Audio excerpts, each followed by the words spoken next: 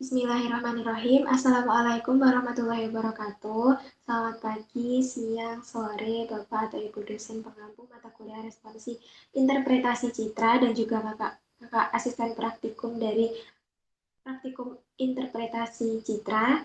Saya Taya Puspita dengan NIM 20464122SV18441 dari kelompok B praktikum interpretasi citra akan mempresentasikan mengenai beberapa kajian materi guna kebutuhan responsi pada semester ini. Nah, untuk materi yang akan saya jelaskan ini mencakup 4 hal, yaitu komposit citra, kemudian koreksi citra, radiometrik dan geometrik, ekstraksi tematik dari citra satelit, dan penggunaan data field spektrometer. Yang pertama, saya akan menjelaskan terlebih dahulu mengenai komposit citra. Jadi citra ini merupakan suatu representasi atau tiruan dari suatu benda atau objek yang ada di bumi. Konsep dasar dari pengolahan citra ini menggunakan teknologi digital pada komputer dan direpresentasikan dengan kemampuan indera penglihatan manusia.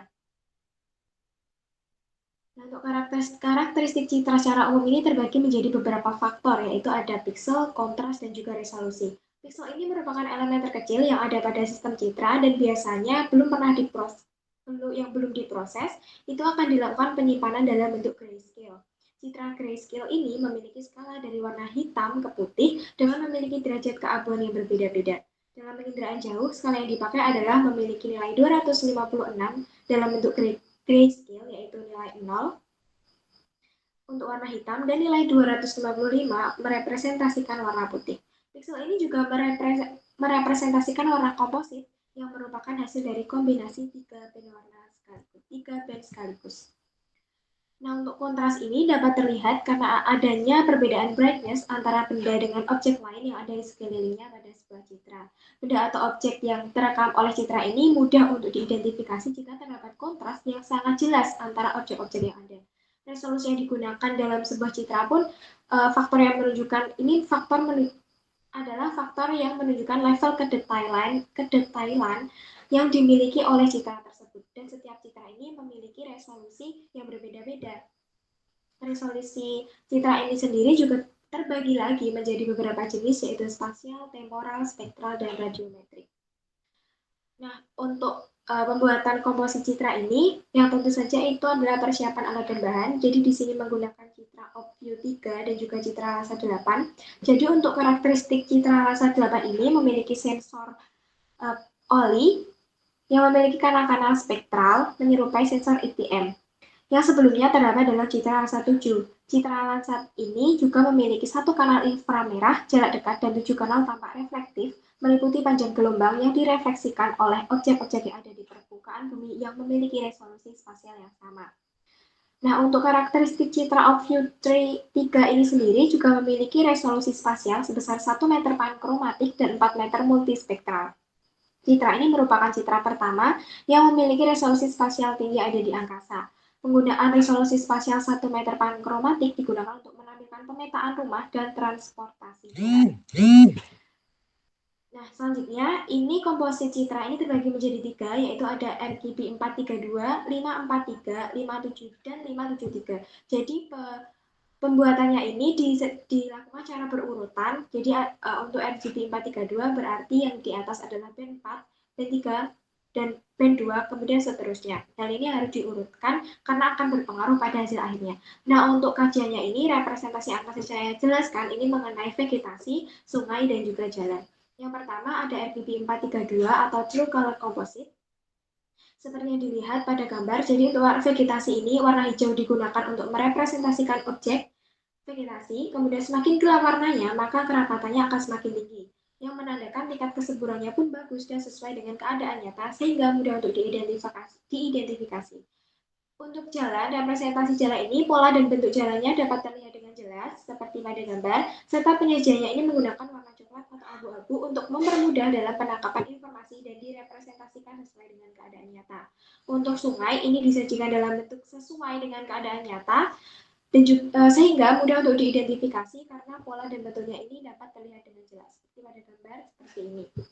Selanjutnya untuk RGB 543 atau False Color Composite Standard, ini untuk memiliki didominasi dengan warna merah, kuning, warna merah, putih, dan juga hijau kebiruan. Nah, untuk vegetasi ini memiliki konsep yang sama seperti di RGB 432, yaitu jika semakin gelap warnanya, maka semakin tinggi tingkat kerapatan dan juga kesuburannya.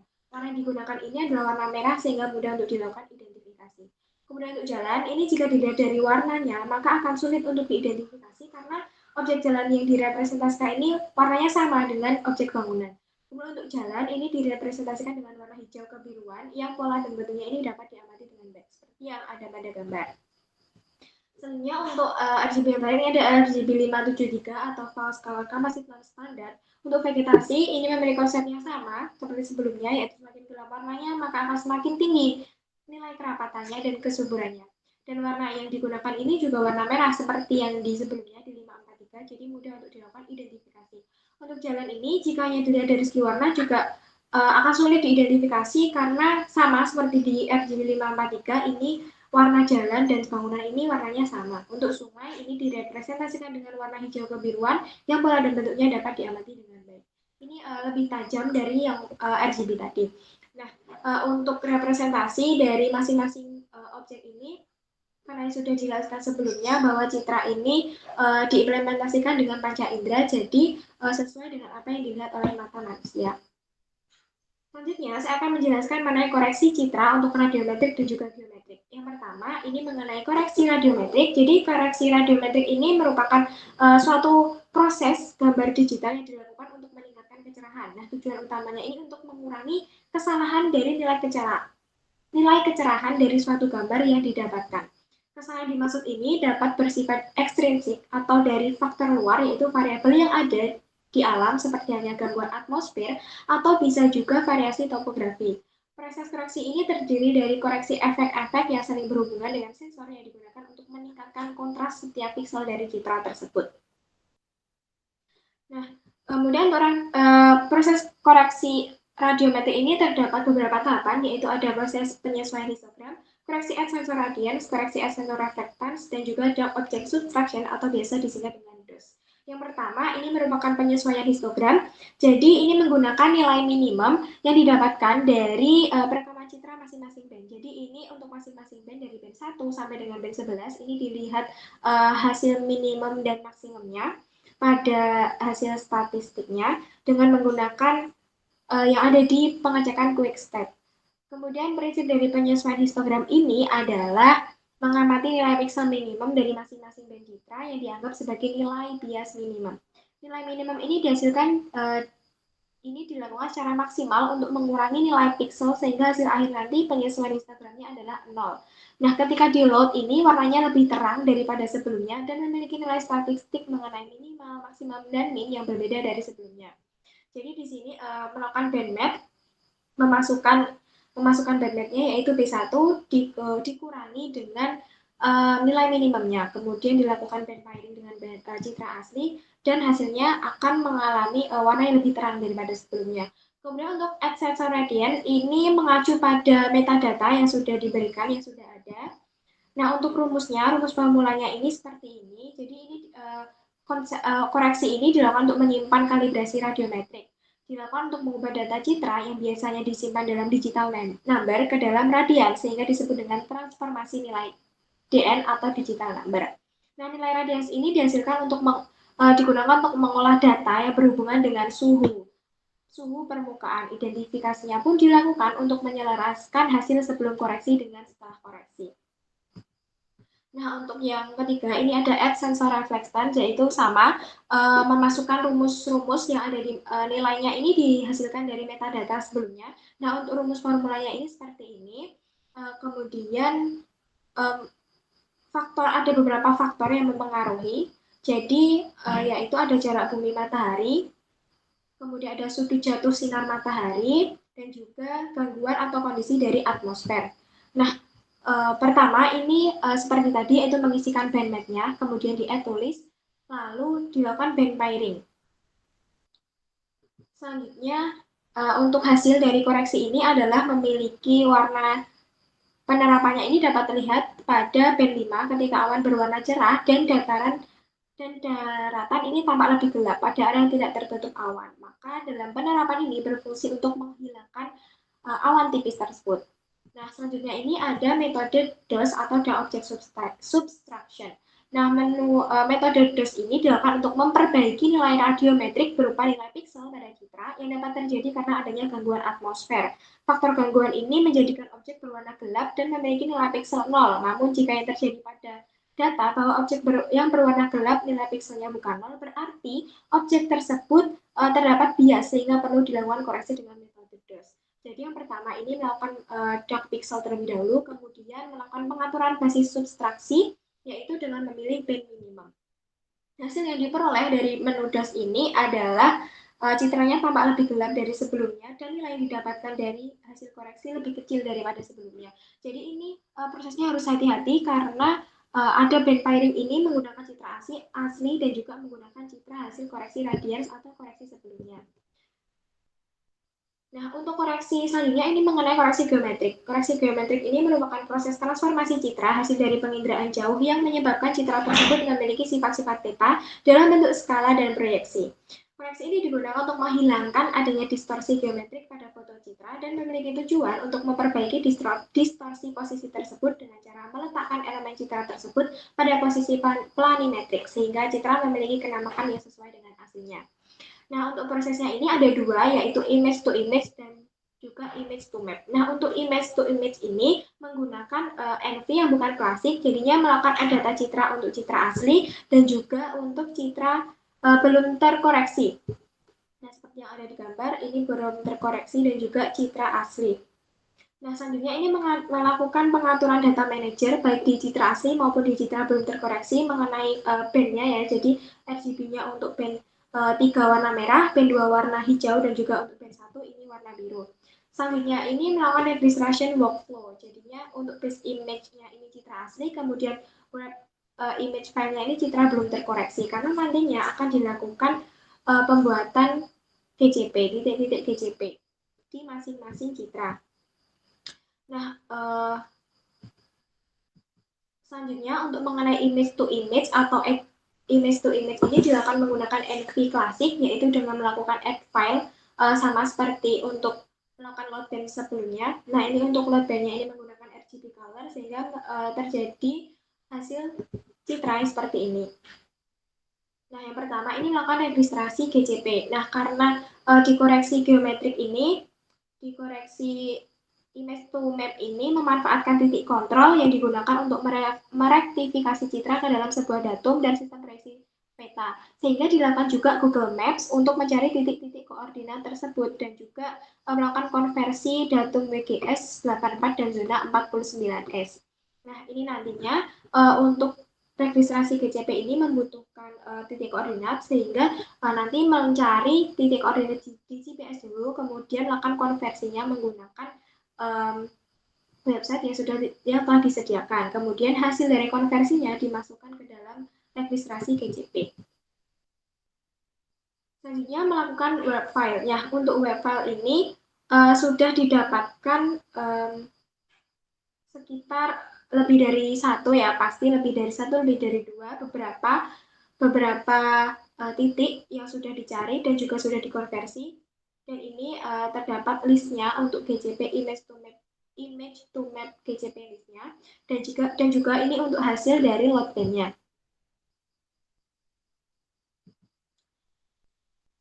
Nah, selanjutnya ini mengenai ekstraksi tematik dari citra satelit. Jadi ini ada dua, yaitu untuk multispectral classification. Ini ada supervised dan unsupervised.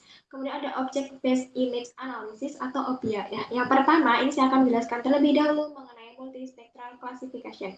Nah, mengenai kelebihan dan kekurangan dari masing-masing klasifikasi ini, untuk supervised ini memiliki suatu kontrol terhadap informasi dari suatu kelas berdasarkan sampel dan adanya tingkat keakuratan dari klasifikasi. Sedangkan kekurangannya ini memiliki interpretasi datanya cenderung dipaksakan dan pemilihan sampelnya belum tentu representatif serta kelas spektral yang tidak teridentifikasi.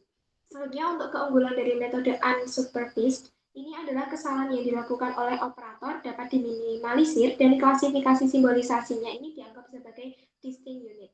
Sedangkan kekurangan yang dimilikinya ini korespondensi terhadap informasi suatu kelas ini tidak jelas dan terbatas oleh kelas dan spektralnya tidak konstan.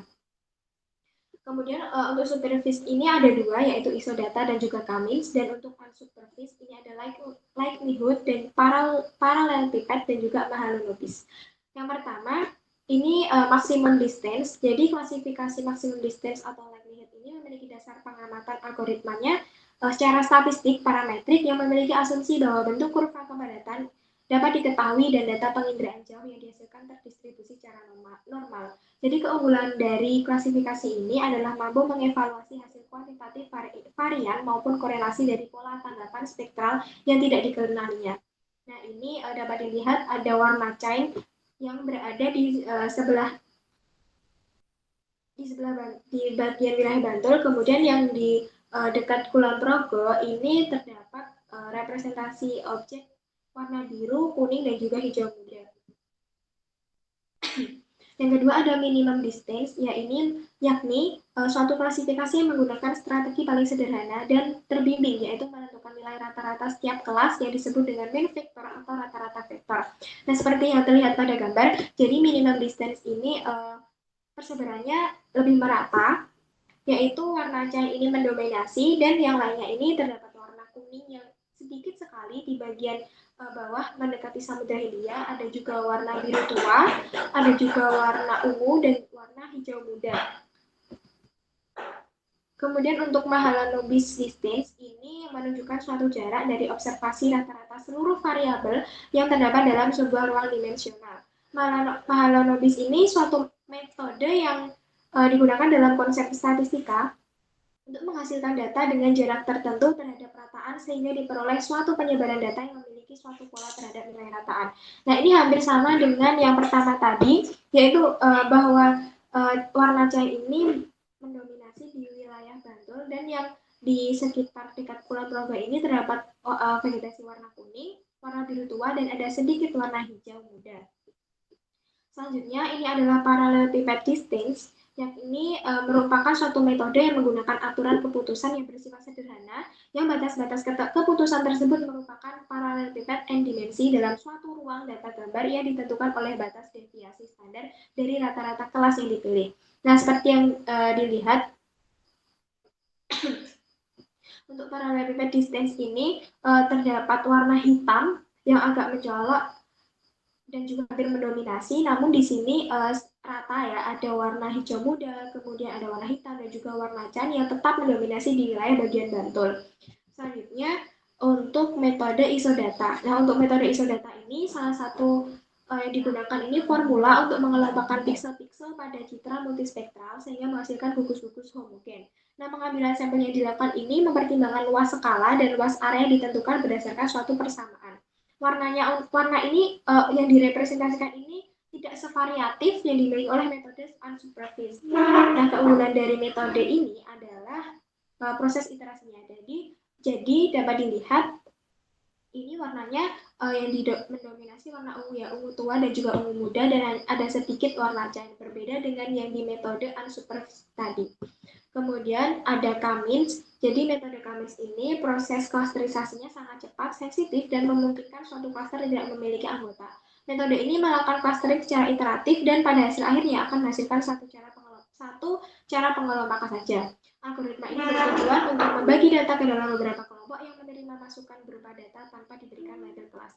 Jadi di sini juga masih sama ya, tidak sevariatif, namun di sini tetap warna chain mendominasi. Namun ada juga di wilayah Bantul ini ternyata menggunakan metode Cummins, ada yang berwarna kuning. Selanjutnya yang kedua adalah mengenai Object Based Image Analysis atau OBIA. Jadi OBIA ini merupakan suatu proses klasifikasi yang tidak hanya mengacu pada aspek spektral saja, namun juga terhadap aspek spasial objek tersebut dibentuk melalui suatu proses yang bernama segmentasi. Nah, segmentasi ini merupakan proses pengelompokan piksel yang saling berdekatan dan memiliki kualitas yang sama. Nah, OBIA ini merupakan salah satu dari proses ekstraksi dengan menggunakan basis piksel yang setiap piksel ini memiliki informasi spasial terkait dengan representasi objeknya. Penggunaan OBIA ini menggunakan perangkat lunak e-cognition dan ada dua tahapan penting, yaitu ada segmentasi dan juga klasifikasi. Nah, klasifikasi ini merupakan suatu proses penetapan kelas spektral ke dalam kelas-kelas informasi. Kemudian, untuk klasifikasi ini terlihat mendapatkan poligon-poligon yang digunakan sebagai pembatas sesuai dengan karakteristik objek yang dimiliki. Nah, proses segmentasi dalam konteks objek ini merupakan proses pengelompokan dari piksel-piksel antara satu dengan yang lainnya ke dalam segmen berdasarkan kemiripan tekstur. Jadi di sini yang warna biru-biru ini adalah merupakan hasil klasifikasi yang nantinya akan diklasifikasikan berdasarkan objek yang dapat dilihat oleh mata seperti bangunan, kemudian ada pasir, kemudian ada hutan, dan yang lain-lainnya. Nah, selain itu, terdapat juga parameter yang wajib atau penting diatur dan juga dilakukan dalam pembuatan objek ini. Jadi parameter ini ada beberapa yang mempengaruhi, ada skala. Namun parameter skala ini tidak terlalu berperan dalam hal resolusi spasial citra, namun berpengaruh terhadap jumlah segmen yang akan terbentuk. Karena nilai skala yang kecil ini akan mempengaruhi segmen yang besar dan sebaliknya. Selanjutnya, ini ada yang perlu diperhatikan adalah mengenai pengaturan over dan under segmentation. Parameter warna dalam hal ini juga berperan untuk meningkatkan akurasi yang dimiliki oleh citra, sedangkan parameter bentuk memiliki dua turunan yang masih berikatan erat dengan parameter warna, yaitu kekompakan dan juga kehalusan. Nah, berdasarkan hasil klasifikasi tutupan lahan tadi, jadi sebelumnya ini melakukan parameter, yaitu algoritmanya multi-resolution segmentation, dan juga mengatur pada bagian segmentation settings. Nah, hasil klasifikasi tutupan lahan ini dilakukan dengan bantuan perangkat lunak ARCI 10.8, kemudian dilakukan layouting seperti biasanya, dan diperoleh beberapa objek yang tidak dapat diklasifikasikan dengan benar atau tidak sesuai dengan hasil objek yang ada di foto udara yang asli. Terdapat area vegetasi yang terklasifikasi menjadi bangunan, kemudian ada jalan aspal, pasir, perairan, dan yang lain-lainnya seperti yang terlihat pada legenda. Namun ada hal yang tidak sesuai karena terdapat area vegetasi yang terklasifikasi menjadi bangunan, lalu ada juga perairan yang ada di tengah-tengah vegetasi. Selain itu, misal terdapat bayangan dari hasil pohon atau vegetasi, nah itu sulit untuk diidentifikasi apakah masuk ke dalam kelas vegetasi atau tidak, sehingga hasilnya menjadi tidak sesuai dengan kondisi aslinya. Selanjutnya, saya akan menjelaskan mengenai penggunaan yang terakhir, yaitu penggunaan data field spectrometer. Nah, penggunaan data field spectrometer ini terdiri dari dua tahapan, yaitu ada menggunakan metode SAM atau spectral angiometer dan juga field spectrometer. Nah, jadi SAM ini membantu proses pembuatan field spectrometer. Nah, metode SAM ini memiliki algoritma dalam menentukan kesamaan yang dimiliki dua spektrum yang diperlukan sebagai vektor yang berada dalam dimensi ruang yang sama dengan jumlah kanal yang dimiliki. Nah, metode ini sangat cocok digunakan dalam klasifikasi kelas penutup lahan dan membuat proses pemetaan ini menjadi lebih cepat, serta terdapat kesamaan spektral pada spektrum yang dimiliki oleh referensi dari spektrum yang dari citra tersebut. Kemudian, pengertian dari field spectrometer sendiri ini merupakan proses penyuntingan data pada FWHM atau full width at half maximum pada wavelength yang mengacu pada hasil tabel yang didapatkan dari data NASA. Proses ini penting didapatkan karena selanjutnya akan dilakukan spectral library builder dan resampling yang menjadi tujuan dari adanya pembuatan data ini untuk membentuk spectral library dan menghasilkan sebaran vegetasinya. Jadi proses dari sunting FBHN, kemudian proses resampling dan pembuatan spectral library builder ini sangat penting karena nanti akan berdampak pada hasil akhirnya. Nah, proses resampling ini dilakukan dengan menambahkan hasil data spectral library dengan gabungan dan hasil dari koreksi refleks time, sehingga dapat menghasilkan spatial library plot yang digunakan untuk dilakukan pengamatan mengenai kurva persebaran vegetasi. Jadi tentu saja pada proses field spectrometer ini terdapat beberapa koreksi seperti yang sebelumnya. Nanti akan dijelaskan sesuai dengan slide yang sudah saya susun. Nah, sebelumnya mungkin saya akan menjelaskan terlebih dahulu apa itu spectral library. Jadi spectral library ini digunakan dalam pengolahan citra satelit untuk membimbing citra dalam proses analisis data. Fitur ini dapat ditemukan dalam perangkat lunak yang digunakan pada praktikum ini, yaitu perangkat lunak NV versi 5.2. Terdapat juga beberapa proses dalam pengolahannya dalam menggunakan spectral library. Proses ini menggunakan spectral library builder dan juga resampling. Metode ini digunakan dalam memberikan analisis sehingga menghasilkan nilai yang digunakan dalam proses spektral, yaitu analisis spektral campuran. Metode ini menggunakan kombinasi suatu algoritma tertentu dengan memanfaatkan nilai pada n-member dilakukan untuk mengidentifikasi suatu objek hasil perekaman yang memiliki piksel campuran. Nah, keunggulan dari metode ini itu mampu memberikan suatu informasi secara lebih detail, secara kuantitatif dari klasifikasi tutupan lahannya. Nah, itu juga metode ini cocok dan tepat digunakan karena menjadi satu solusi dalam pemrosesan satu piksel, karena dalam satu piksel ini terdapat lebih dari satu objek. Nah, proses koreksi ini sama seperti sebelumnya, yaitu ada koreksi radians, atmosferik, dan juga reflektan. Nah, untuk proses koreksi ini tentu saja harus secara hati-hati karena nilai-nilainya juga sesuai yang ada di metadata yang sudah disediakan. Kemudian rumusnya juga diperhatikan. Selain itu penulisan pada bandmap juga perlu diperhatikan, dan yang paling penting adalah mengenai band pairing-nya. Jadi ada band pairing yang menggunakan citra asli dan juga ada yang menggunakan citra hasil koreksi. Misalnya pada saat melakukan koreksi atmosferik ini menggunakan band pairing citra hasil radians, kemudian untuk refleksi ini menggunakan citra hasil atmosferik, dan seterusnya.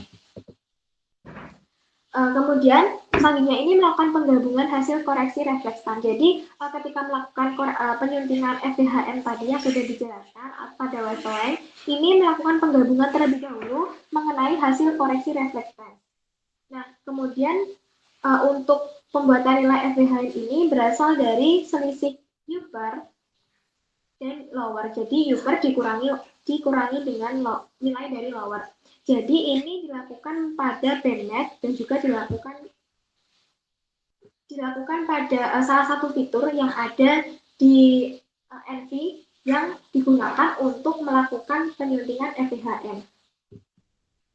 Nah, selanjutnya untuk hasil dari spectral library builder ini seperti ini, terdapat sebuah grafik. Jadi sebelumnya ini kan tadi sudah dilakukan penyuntingan wavelength FDHM-nya. Nah, kemudian ada memasukkan data mengenai daun yang sudah disediakan. Nah, ini nanti ketika diklik kanan kemudian dipilih color, ini nanti langsung secara otomatis akan ada warnanya. Nah, ini termasuk juga plot dari spectral library builder. Nah, untuk hasilnya ini seperti yang sudah saya jelaskan tadi, yaitu mengenai dari data n-member collection spectral. Jadi warna-warna ini sesuai dari nama-nama spektrum yang ada pada jendela spectral library builder yang ada di sebelah kiri ini. Nah, kemudian untuk hasil akhirnya, untuk hasil klasifikasi SAM-nya ini, tadi setelah dilakukan plot, kemudian sudah dilakukan penyuntingan FDHM, lalu dilakukan loadback. Jadi ketika di loadback ini menghasilkan hasil citra yang warna kuning semuanya. Kemudian ini menggunakan kajian wilayah Kabupaten Kulon Progo. Jadi sebelumnya dilakukan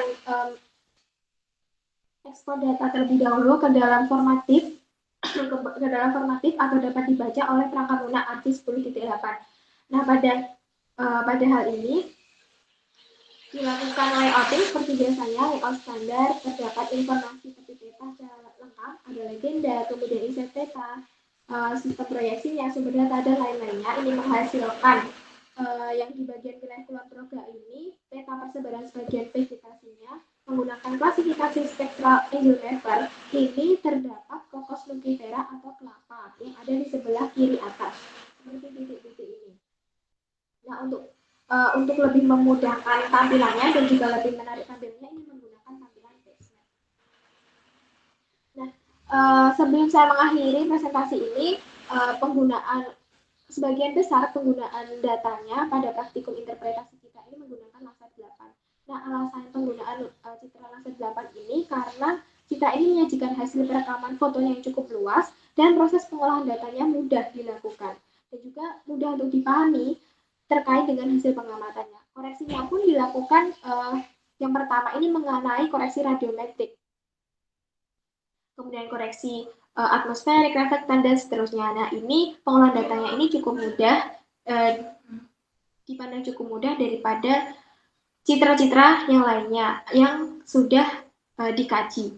Nah, untuk tutupan lahannya ini, citra ini mampu merekam wilayah kajian yang cakupannya luas dan memiliki resolusi spasial temporal dan radiometrik yang baik, serta setiap objeknya ini dapat dengan mudah diidentifikasi dengan perbedaan warna dan panjang gelombangnya. Seperti yang tadi ada pada komposisi citra, kemudian pada field spektrometernya, kemudian ada OBA-nya itu juga menggunakan citra laser, sebagian besar menggunakan citra laser 8. Selain itu, hasil akhir dari setiap praktikum ini juga dilakukan peta layouting agar mendapatkan hasil yang lebih maksimal dan juga tampilan yang lebih menarik sehingga informasinya dapat mudah dipahami dan disebarluaskan meskipun orang awam yang melihat. Mungkin itu saja yang dapat saya sampaikan, kurang lebihnya mohon maaf. Saya akhiri. Assalamualaikum warahmatullahi wabarakatuh. Terima kasih.